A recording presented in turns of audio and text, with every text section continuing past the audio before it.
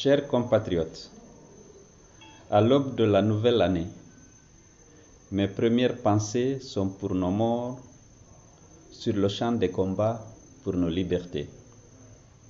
Je prie le Tout-Puissant Allah pour le repos de leur âme. À leurs familles endeuillées, ma profonde compassion. À ceux qui ont été meurtris dans leur chair ou atteints dans leur dignité par la barbarie de la répression, toute ma solidarité. Non, 2011 n'a pas été l'an 1 de la démocratie en Guinée. Elle a été une année rude pour l'état de droit, une année de conflit entre la volonté du nouveau pouvoir d'installer une nouvelle dictature et le refus déterminé des citoyens de voir confisquer les libertés chèrement acquises. Je voudrais, au nom de l'UFDG, adresser à tous nos compatriotes nos vœux d'espoir. L'année 2012 est l'année de l'espoir, le temps du scrutin législatif, dont l'issue devrait nous permettre de mettre en place le contre-pouvoir nécessaire à la sauvegarde de nos libertés. Chers compatriotes, arrêtons-nous sur l'année qui s'achève. 2011 n'a pas été l'année annoncée de la Renaissance guinéenne. Elle a été au contraire celle de toutes les dégradations. Moins de sécurité, moins d'emplois, moins de solidarité, pouvoir d'achat encore plus faible. Face à cette détérioration de leurs conditions de vie, les Guinéens ont bien voulu prendre leur mal en patience. En revanche, ils ont refusé qu'on touche à leur liberté. Conscients de leur droit d'avoir des opinions et de pouvoir les exprimer, ils n'ont pas hésité, malgré les menaces et les intimidations, à manifester leur opposition aux violations de la loi et des principes démocratiques. Ces manifestations pacifiques ont fait l'objet de répressions brutales. 700 citoyens arbitrairement arrêtés, dont 400 ont été jugés illégalement. 7 citoyens tués par les forces de l'ordre et les miliciens d'Onzo, et pour lesquels, hélas, aucune enquête n'a été ouverte. Même les plaintes formulées par les familles des victimes ont été rejetées sur instruction du pouvoir. Cette injustice a plutôt galvanisé la détermination des Guinéens à rester debout avec une vigilance accrue pour l'exercice de leurs droits. C'est ainsi que, tant à l'intérieur du pays que dans la capitale, les populations sont plus nombreuses que jamais pour acclamer les sorties de leurs leaders comme pour exprimer leur volonté de s'opposer à toute dérive de nature à entraver leurs droits. Mais le nouveau régime n'a pas seulement voulu museler l'opposition politique.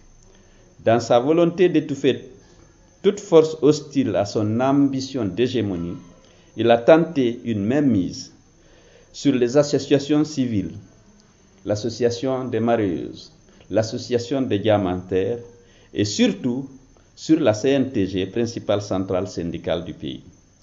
Les menaces et les violences physiques employées à cet effet ont fortement indigné l'opinion nationale et internationale.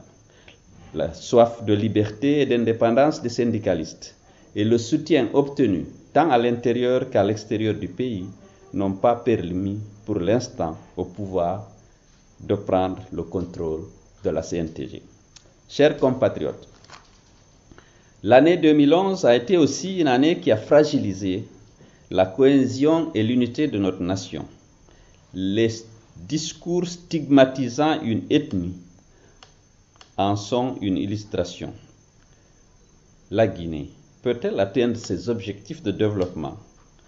Peut-elle être forte si les Guinéens n'étaient pas rassemblés et solidaires?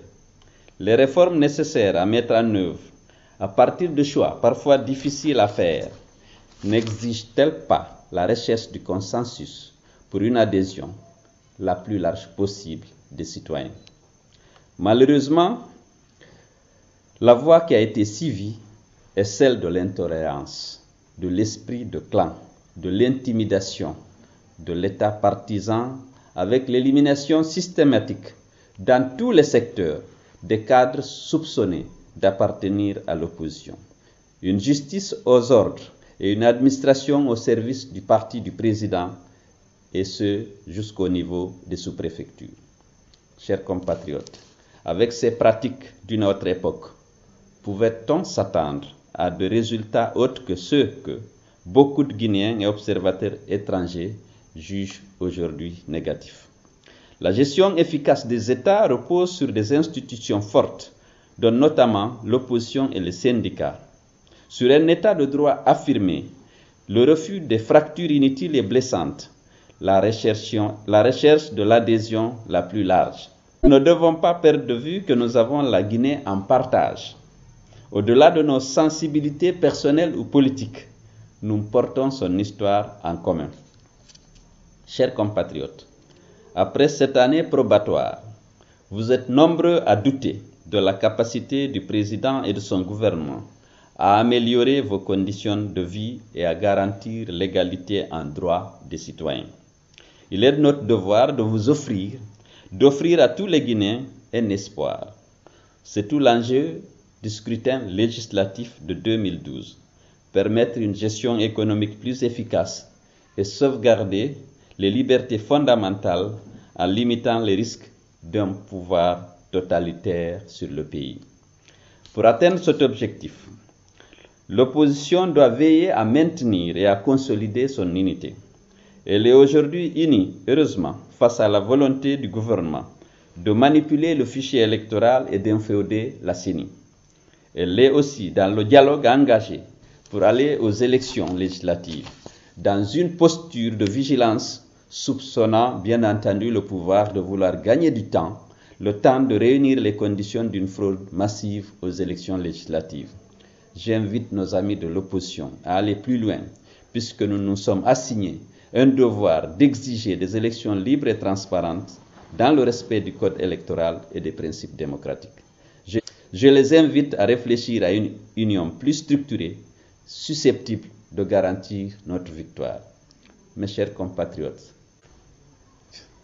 mes chers amis, à tous et à chacun, aux militants de l'UFDG, à nos amis du collectif et de l'ADP, à tous les Guinéens et Guinéennes, aux amis de la Guinée, je souhaite une bonne et heureuse année 2012. Je vous remercie.